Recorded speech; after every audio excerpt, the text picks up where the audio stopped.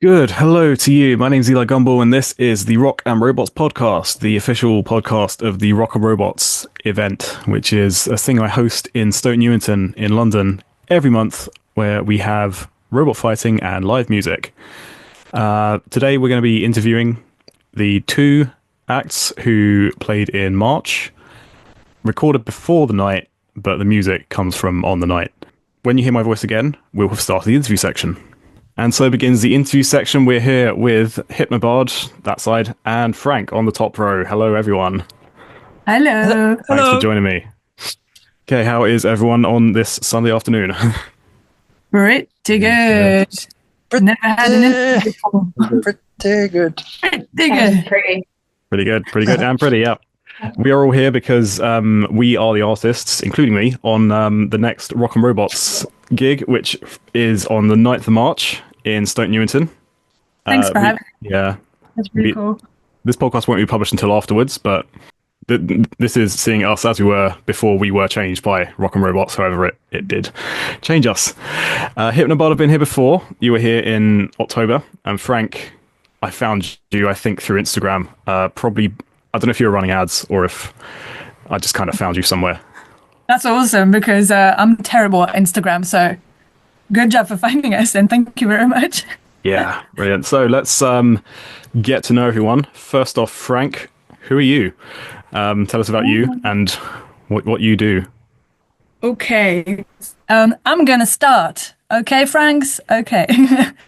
So I'm Louise, and a few years back, I started making a few little songs in the wackiest way possible with minimum setting. And I just wanted it as portfolio to tell people, hey, I can sing. Take me in your band to sing songs. And I met Joseph, who told me, let's just play your songs and make your own band. And that's how Frank was born. Yay! Yeah, it's true. I agree. I concur.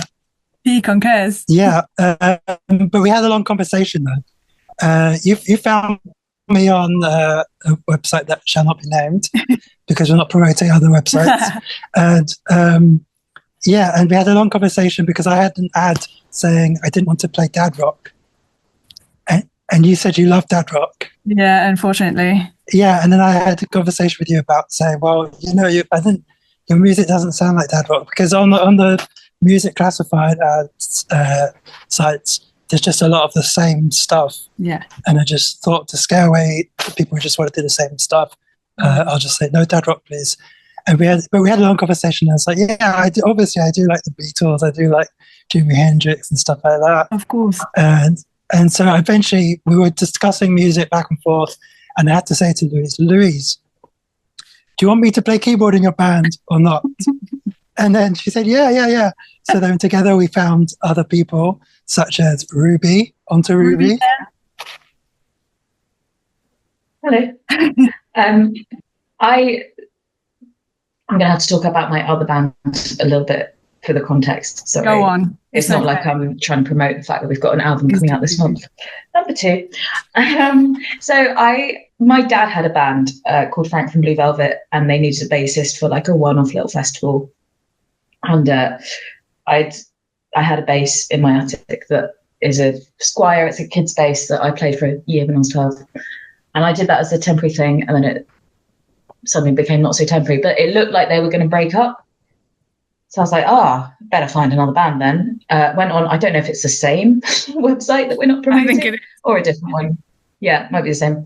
And found a band. Obviously, my band was called Frank from Blue Velvet. I had no idea that they were also called Frank. But I'm pretty sure that's why I got the gig, because it felt like, this is too perfect. Correlation. Yeah, so that's my thing. There you go. And we also found other members through that classified site. Classified. Yeah, and that's it. We rehearsed, we did gigs. Et voila. We were discovered by Rock and Robots. And finally, you found us. Thank you. I think I'm going to have to know the name of this site. I don't really know what you're talking about. It seems to be an in-joke. Okay, the No, can it's cut it out. not. It's not. I can cut it out from the. The site is called Join My Band. It's the wackiest website in the world. Oh Because, no, I found you on Gumtree. that was Gumtree. My bad. I found Joseph on Join My All the Band. best bands are formed. That's true. But because Joseph really wanted to avoid Nirvana fans as much as he loves Nirvana, he didn't want to go on Gumtree, and I think that was the whole plan. But I found him on Join My Band, which is really .com. But because I'm very much asocial and I can't go to gigs and form connections with people and go, hi, hey, so do you like that sound? I make sounds. I couldn't do that. So I just went on Join My Band, and that was the best decision of my life. Okay, thank you, Frank. And Hypnobard, I have met you before, but for our audience, and including Frank, who've not met you before, take it away. Yeah, I mean, the band actually started as a kind of a therapy, because of my disability, I became pretty much housebound, and my mental health went really down. And I found out about this institution called Nordoff and Robbins Music Therapy. So I met my therapist, Joseph, and we started playing some music together. And at the penultimate session, he said, "Do you mind if you write some lyrics for the chords I have?" Said, "I haven't been singing now for 20 years, but and writing lyrics, but I could."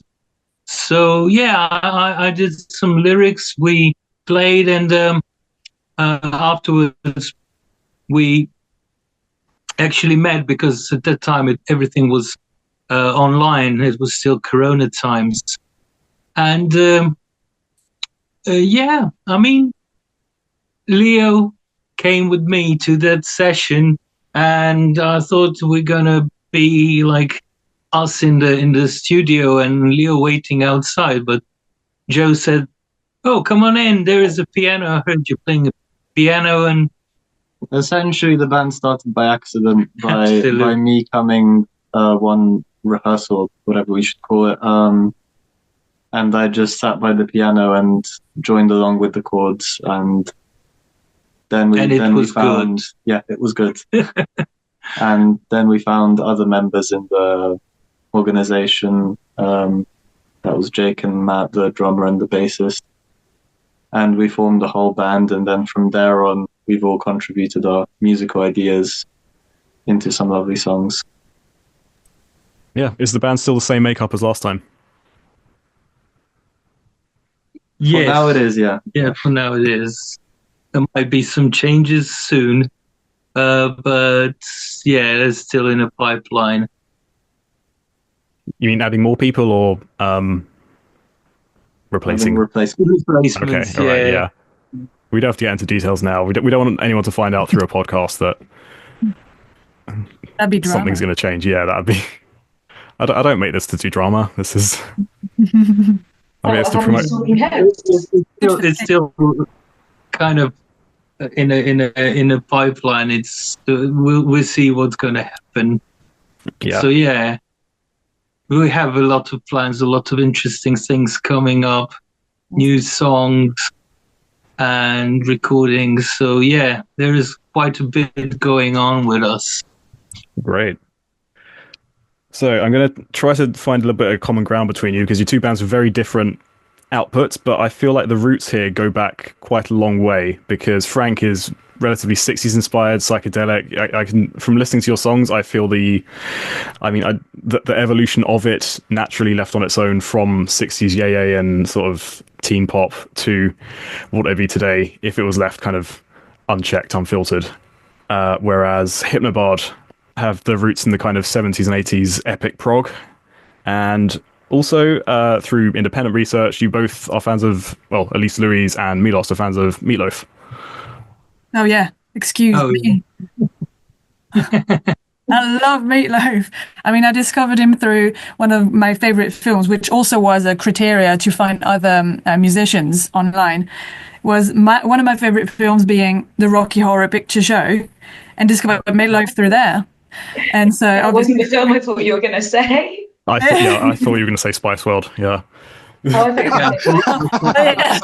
okay. I haven't seen it. I feel terrible. I'm a monster. I'm sorry.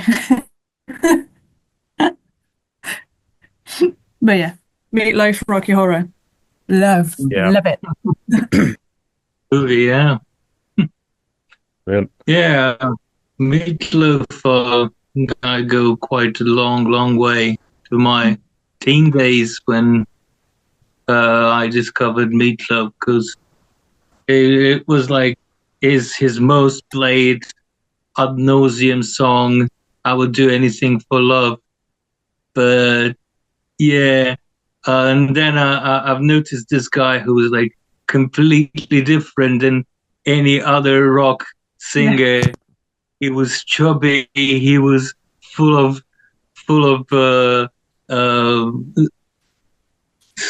strength and self-confidence. Yeah. And sweaty and full of energy. So yeah, I loved that guy. Yeah, I did really appreciate that it wasn't fitting the sort of traditional rock icon and especially in the world of men, because there's a lot of things that are accepted by men in the world of music that are not by women. Like, women have to be a certain physical appearance, but Meatloaf even transcends that.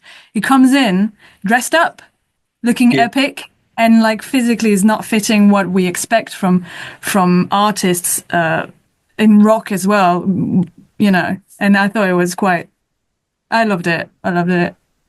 Yeah, I was constantly attracted to artists which didn't fit the mold. So yeah, he was one of them. Yeah, one of the influences. Well, we do have that in common. Yeah, and 60s. Yeah, I love 60s music, and then 70s and 80s. Those were the bands that the Who and the Beatles and the Stones and the even the like Nat King Cole and the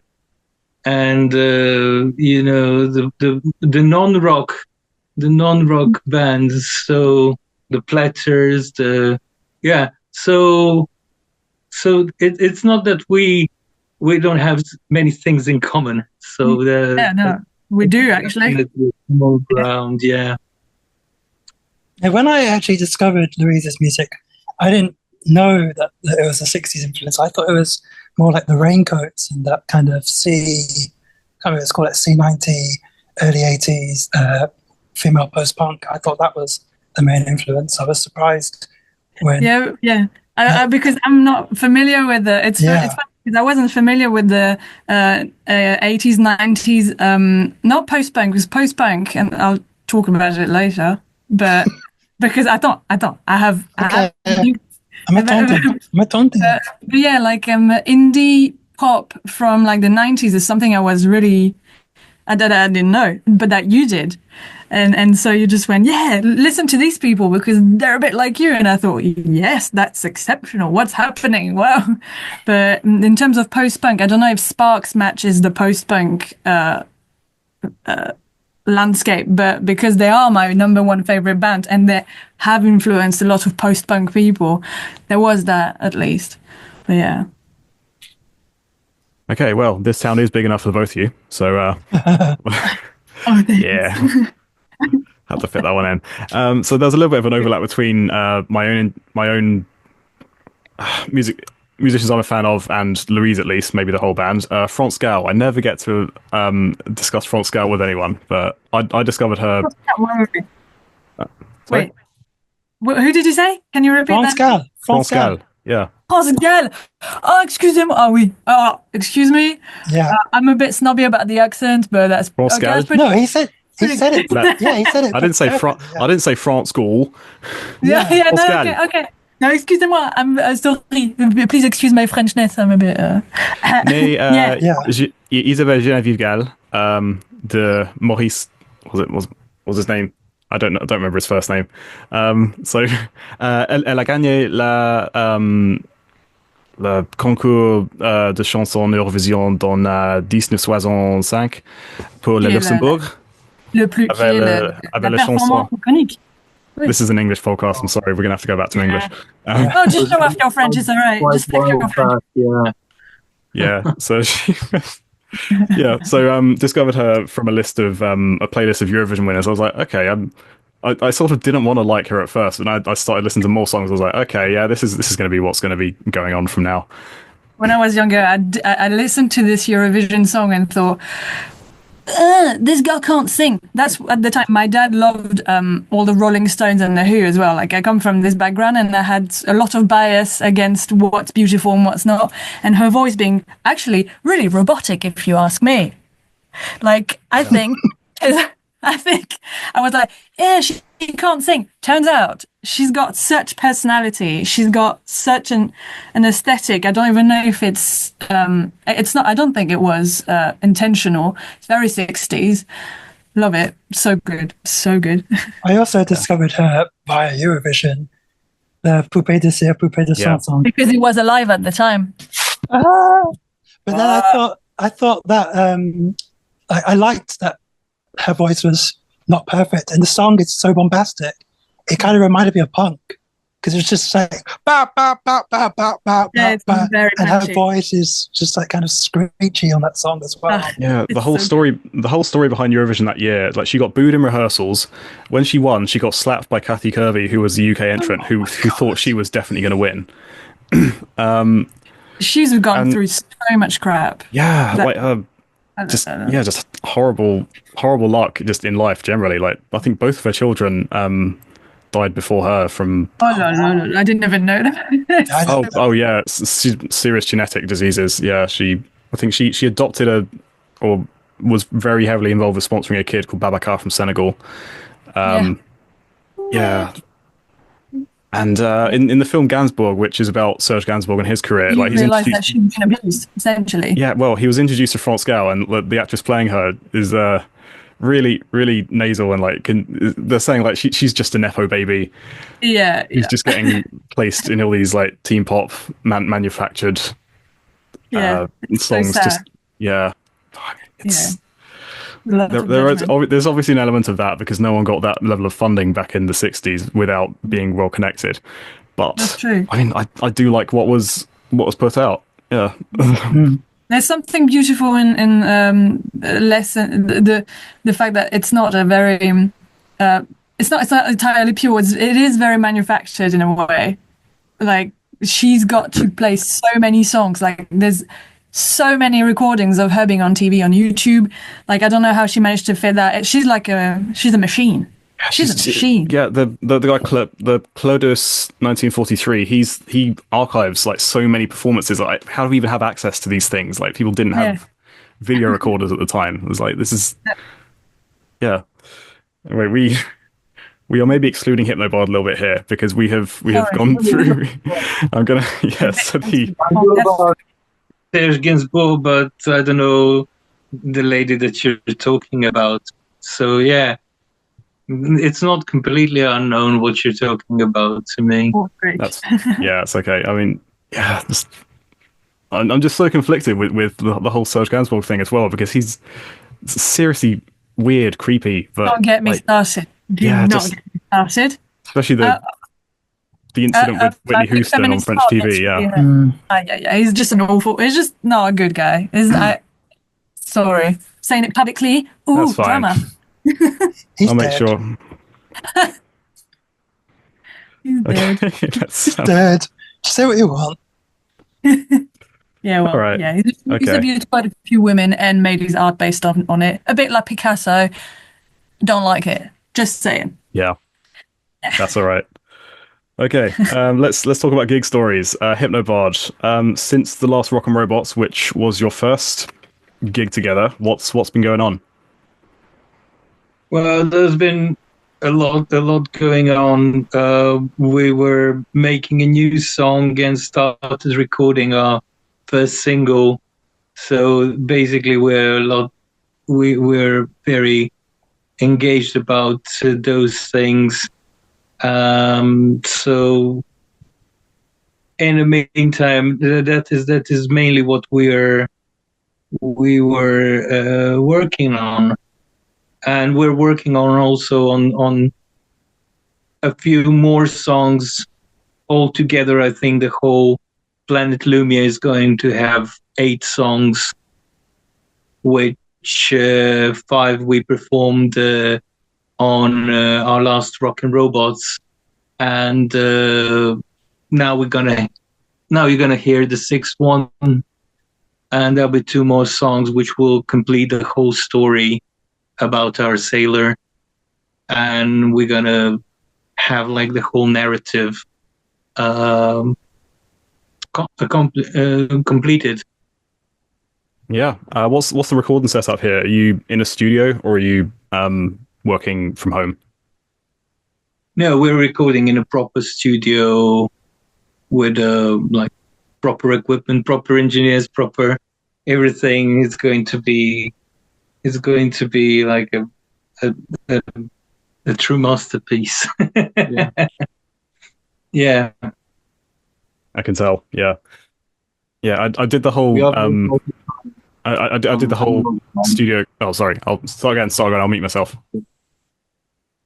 We're very focused on analog sound instead of digitalizing things. So we're trying to make our song sound as organic as possible, without mistakes, obviously, but keeping them as far away from auto-tuners and stuff like that. But yeah, we're trying to get the best quality product while keeping it organic. Yeah, which means a lot of time, a lot of repetition. So the old-fashioned way, you know, how it used to be. We're just not using the tape. That's the only difference. But we're not sticking them together and clipping them. Even though our engineer shouts, "Tape's rolling." Yeah, it's not true. I don't think it is. No, it's not.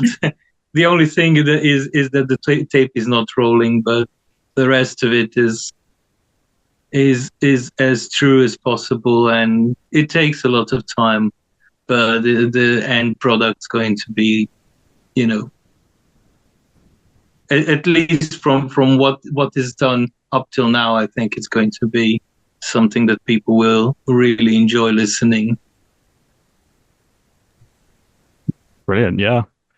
I can't imagine working with tape. That'd just be, yeah. Yeah. Have you worked with it before? I didn't. I actually worked with tape, not recording, but worked with tape.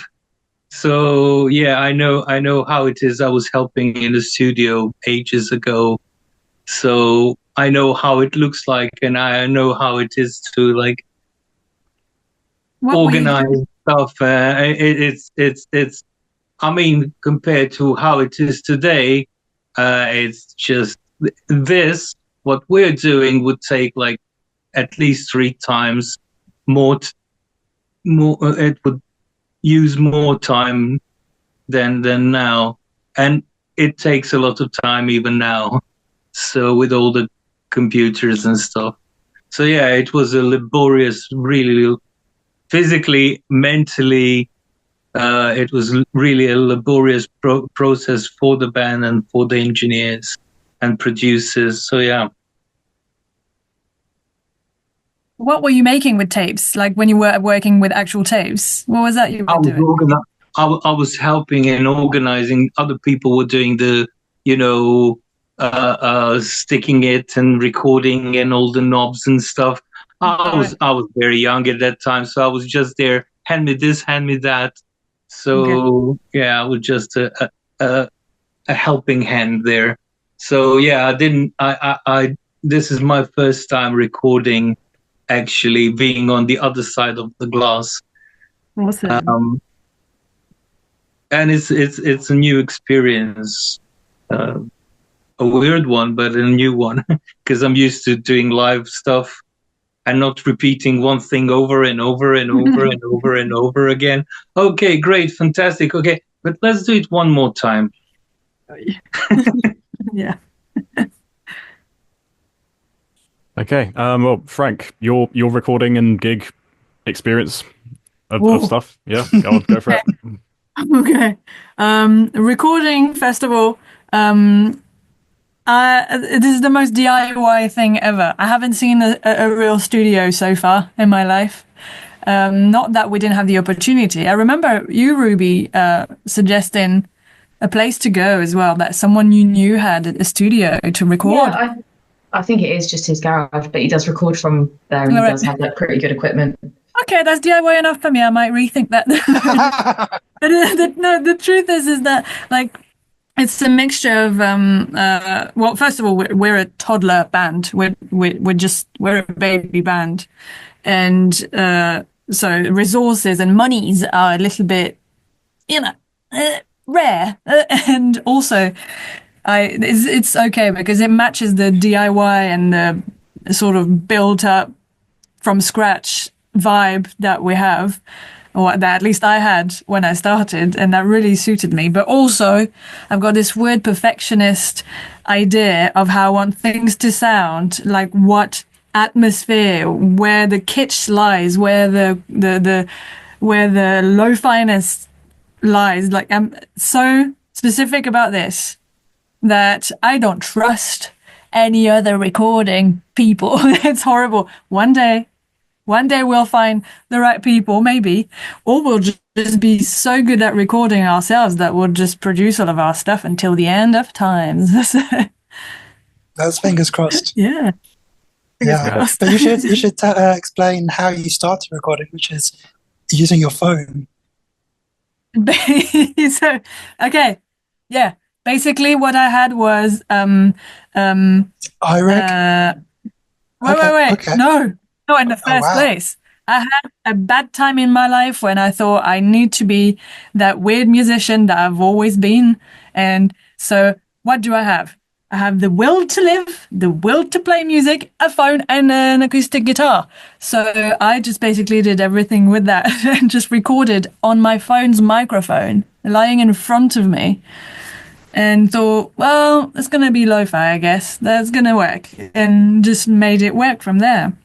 And somehow it managed to charm a few people that wanted to work with me afterwards. So, yeah.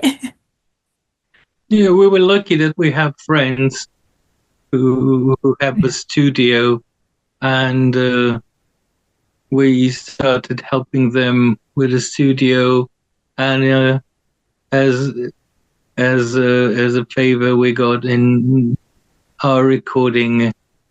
So you scratch my back, I scratch yours. So yeah, that is the reason. It's not that we have like tons of money to do stuff. No, but we are also on a very, very low budget. So yeah, just the coincidence came that we could do it that way. Yeah, it's good. But it's like because so far in the terms of production, it's Joseph and I that that try to stitch the songs together. I'm terrible at it. He's teaching me all I have to know about it. I wouldn't have been mad if Joseph had a whole studio. He doesn't. That's it. I guess that's his fault, I just can't, No. But like you were saying about the lo-fi thing, when I first heard your recordings, it was not just the lo-finess, but also your approach to like the dissonance.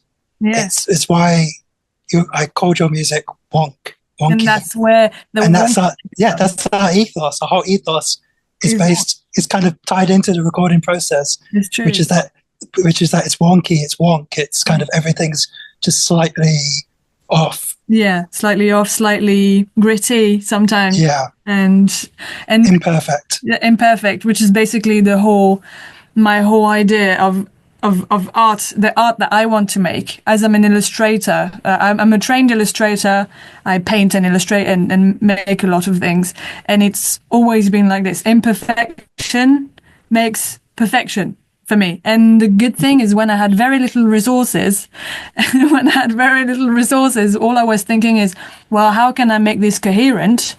Well, luckily, I'm not into very polished stuff, so this is all going to work out. And so that's how it happened. If any of you, go on. It gives it authenticity. Then it's your own imperfection that actually gives it the recognizable sound. Yeah, well, that's what we're trying to do. So thank you. That's true. Actually, that's our excuse. How I see it. That's our excuse. It's like CVs, if you write it, but according to all the rules, you basically actually become the same as the other CVs, and they just get worked on. Turns into an AI CV. Yeah, if you give it your own touch, at least you know that. Yeah, that's me. Take it or leave it. Exactly. He understands. He knows. Yeah. So if any of you, okay, go on. I will say this eventually. We're but all keep a going. bit. We're all a bit psionic. Yeah. Okay. Connected. So I will speak eventually. Okay. There we go. So. If any of you happen to have looked me up, you'll have found an EP I recorded called Impulse Purchase. I called it that because I was sort of very pressured into making a snap decision about recording with this relatively scummy company in London. They charged me about £3,000 for recording sessions on that. Yeah, and the studio was good. I could have probably got it for cheaper elsewhere if I'd actually looked it up. But I worked with a pretty good producer. They were well kitted out. It was more like therapy at the time because it's good. You gifted yourself this like it feels good to go to the right place to record your stuff, and so fair enough. I learned enough about recording to do stuff at home as well. I'm now giving you the opportunity to share one of your songs. It's going to be from the gig, so we're not going to be able to react to it, but I'd like you to describe it as well as you can before it comes on. So we'll start with Frank. Okay, so the song that you're gonna see next is called Thoughts Racy. Okay, Thoughts Racy is it's probably the first wonkiest song that I made, and I think the way it is right now has really not been affected from the original recording. I think that the voice is either a first or a second take, so that all goes into the whole narration of. It's very DIY. It's a bit raw. It's a bit in your face and very emotional. It's an emotional song, even though it doesn't sound like it. And it's also the first song that I made for Frank, where the drums were so synthetic, and I thought this now is a very Frank thing to do, because the previous songs I had made, and there's only 4 songs, okay, it's not a lot, but this song is particularly synthetic. And the idea is a bit for people to think, is it made with a Casio keyboard? Is it the essence of, is it like a child who's capable of making and producing, who's produced a song and made a song? And that's essentially the idea. That's what I can think of right now. If you have another thing that I forgot, Joseph, I don't know. It's influenced by that doo-wop. Yes, it is 60s. And like the keys sound like I can't remember the name of the genre now, like the Game Boy. Yeah, stuff. It's very like 16-byte, 8-byte. I don't know. It sounds like saying chip tune. It's very chip tune. That's the word. Very chip tune. Chip tune's the word. That's it. Chip tuney as hell. Right, let's eat those chips and hear this tune. That's Thoughts Racy.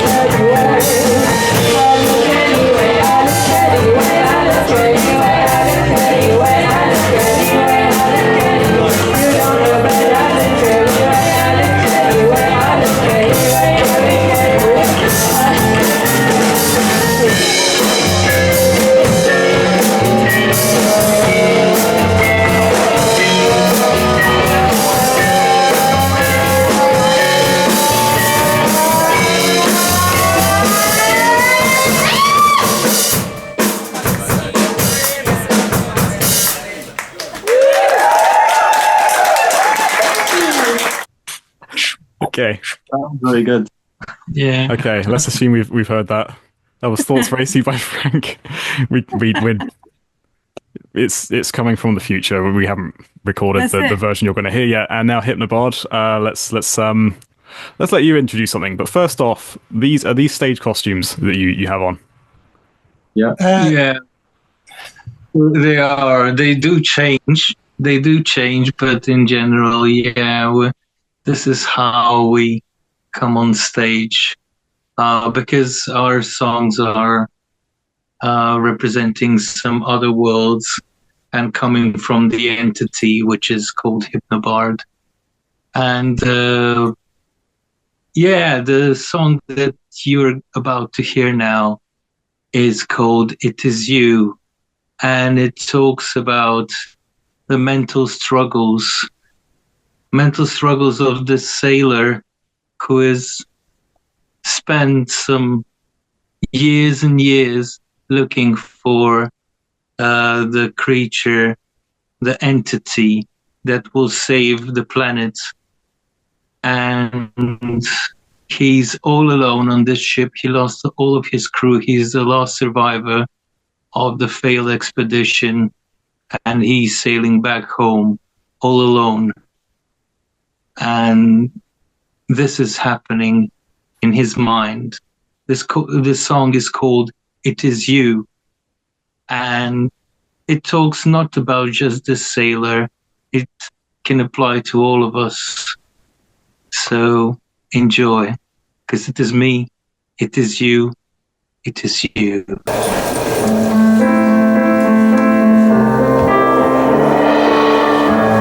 And then there was this world, light years away, or in our minds, who knows?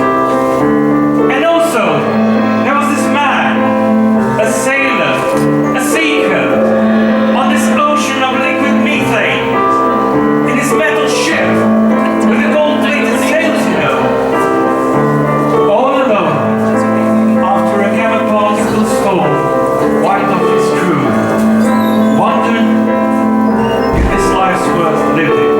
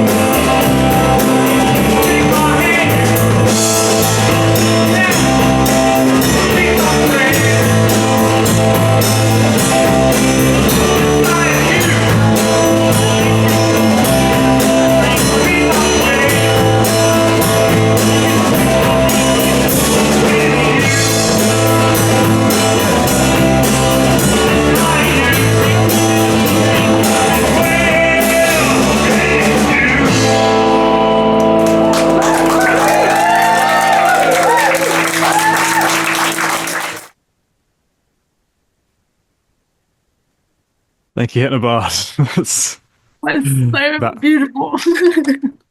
Who did we listen to? It was you. We'll just do a little question about songwriting processes. And so we've heard about your songwriting processes in the last interview I did with you. Any new songs since that last podcast, that last interview? As it is coming after the gig, so people who come to the gig, they'll hear it, because it is inspired by Rock and Robots. It actually came to be after our first meeting with you and coming there and seeing all the robot fights. So I made a song called Machine Against Machine, wow. Which is actually, the lyrics are inspired by robot fights. But putting it into our band and into the whole Planet Lumia environment, it became a bit more kind of ominous and gloomy. But as you know, that our songs in general start gloomy and end up with the hope in the end. This one maybe not, but it continues into hopeful songs. So yeah, I mean, it's not lighthearted, but it has its interesting message about machines fighting machines, and it has kind of Easter eggs of Rock and Robots in it. Ooh. And then I'll put that in. Frank, your writing processes, I think we kind of went through it with wanting to stay lo-fi, and would you say that's carried on? Has there been any evolution, any wanting to make things more perfect, or or bring new things in?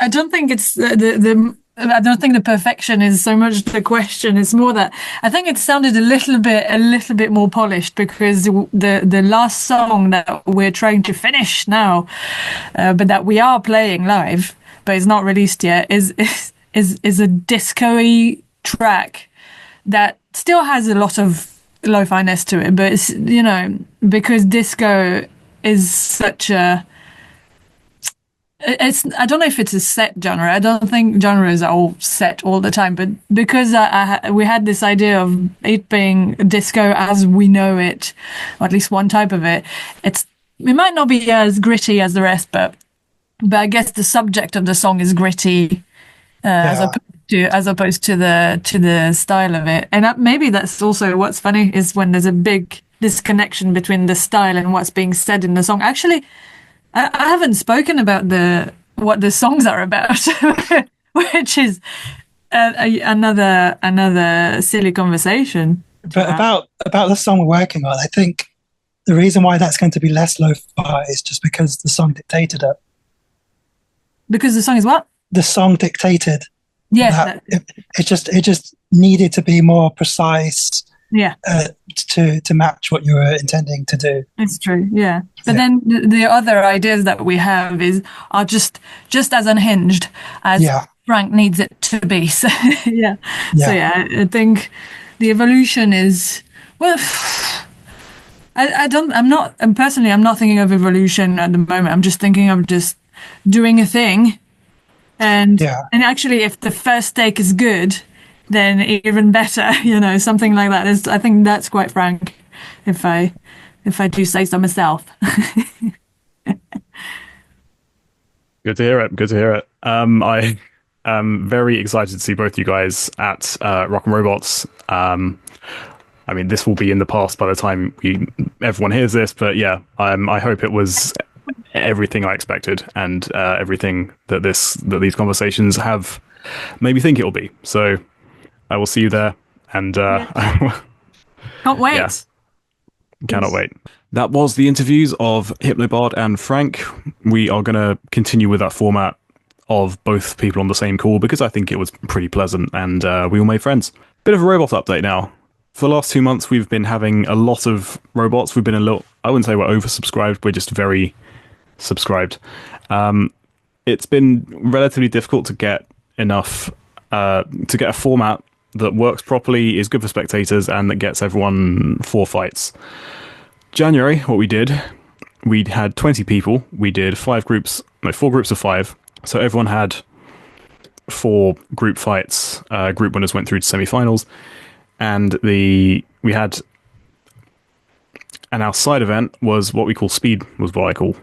And our side event was speed running. So we measured the time for one fight, and the fastest 2 met up in a final to try to break the first one's record.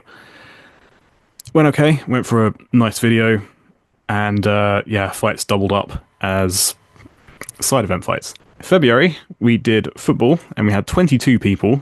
We ended up having 3 quite big groups with 3 fights in each. Every single group needed a tiebreaker for first place. We overran a little bit. But what happened on the night was we had a brand new winner in the form of Scoot, which was very nice to see. I think, Little Lift came second as a previous 2 or 3 time winner. Then White Meat Babyface and Bag Full of Rocks, 4th and 3rd. To kind of counteract that, we also had football, which was a straight single elimination thing, completely untested. We just ping pong ball between 2 goals. There were 21 goals scored in the tournament, 12 of them were own goals. And the winners didn't score a single goal themselves, they just scored own goals. I mean, all their goals were own goals scored by the opposition. So we're going to have a think about the format. Maybe use something other than a ping pong ball, because it just flew out of the arena any time it was shoved against a wall. So March, we had...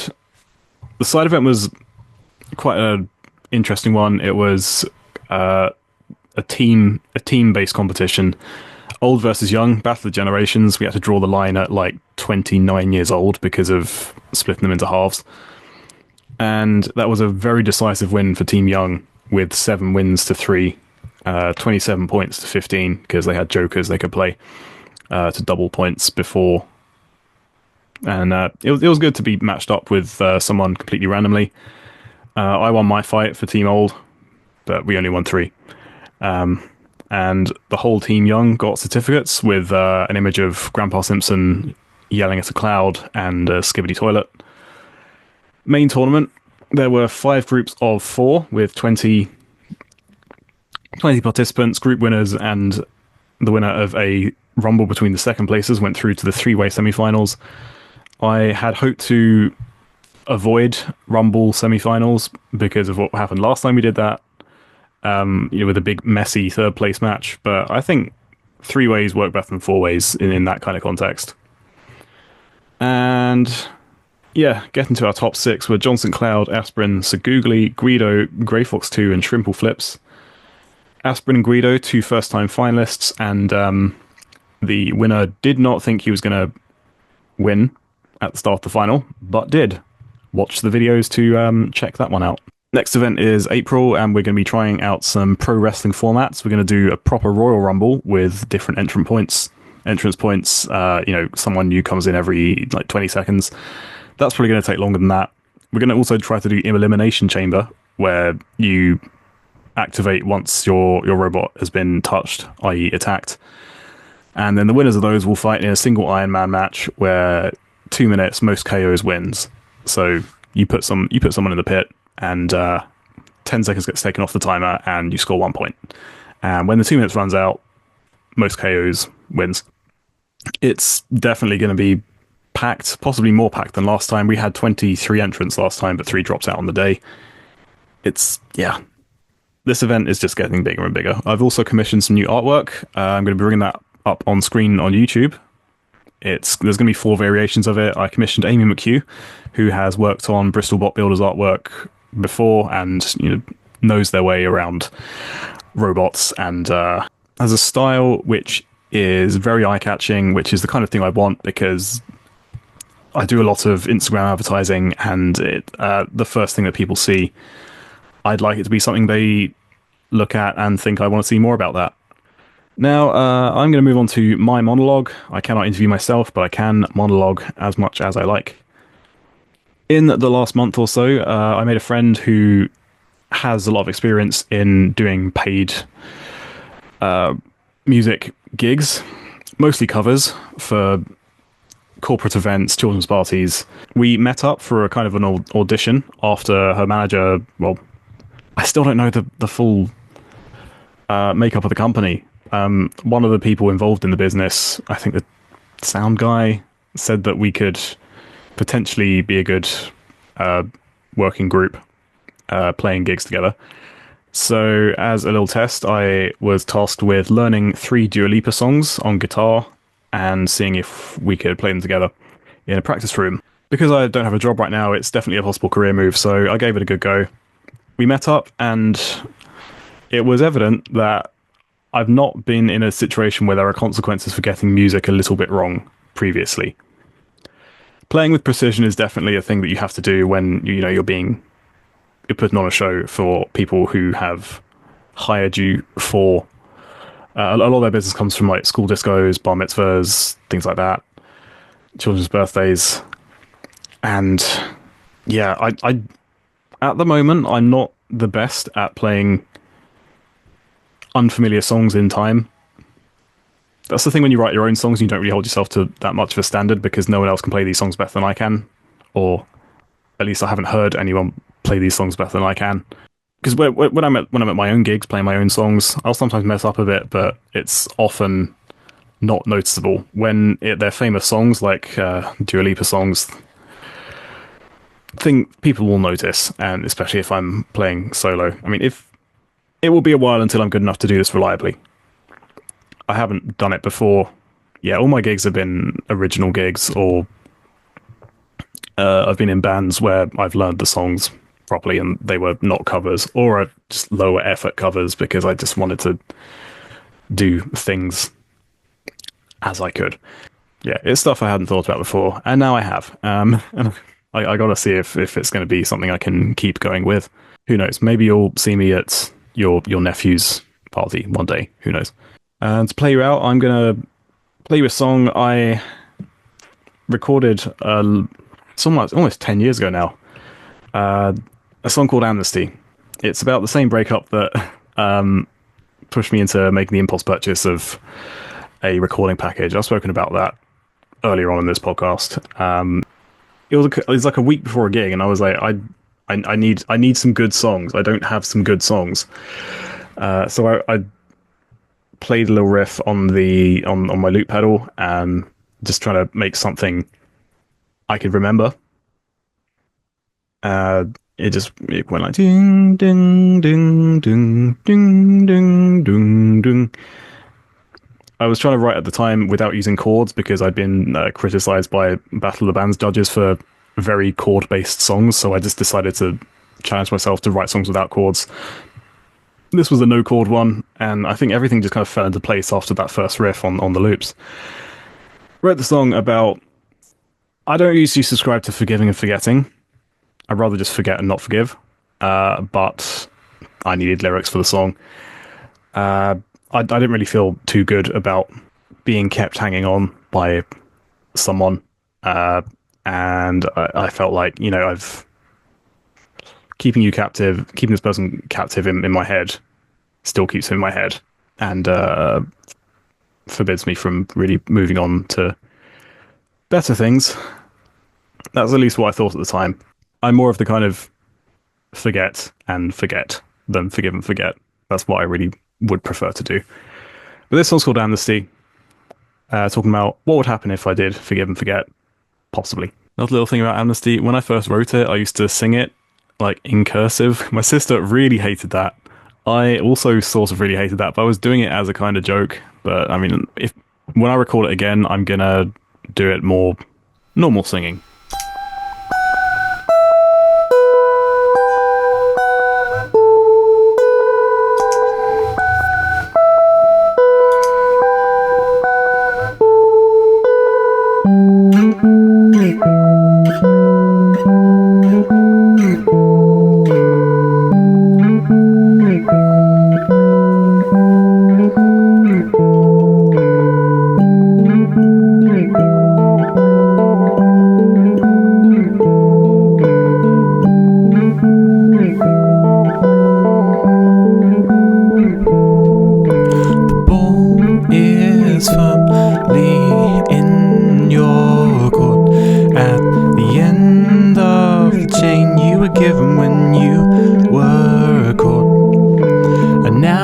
it's time to serve your sentence, 'cause I can't trust you with independence.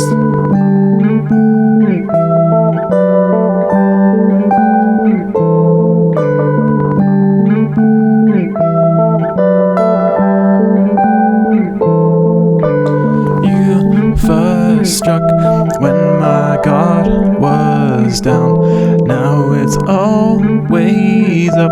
You can't break out, but I waver when you show repentance. But I can't trust you with independence.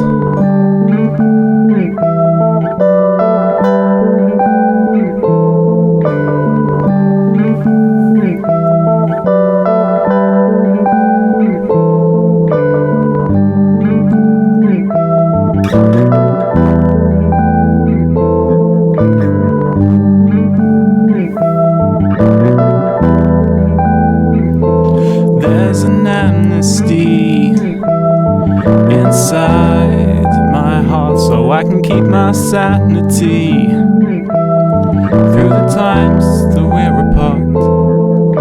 'Cause I could keep you captive till you're no longer a threat. But if I forgive, maybe I'll forget.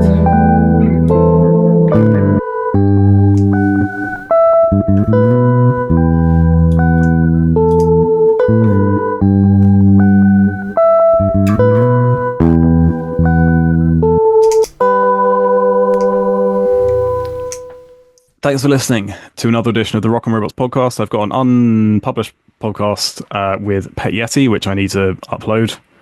There'll be another song on there, and that'll be on YouTube and the platforms, Spotify, Apple Music, things like that, and Acast, the website, podcast.rockandrobots.co.uk. Next Rock and Robots is going to be on the 13th of April. The others in Stoke Newington with Strange Chocolate and Shared Space. I'm going to hopefully get both of them on a podcast as well beforehand. Thank you, and yep, see you again. Bye-bye.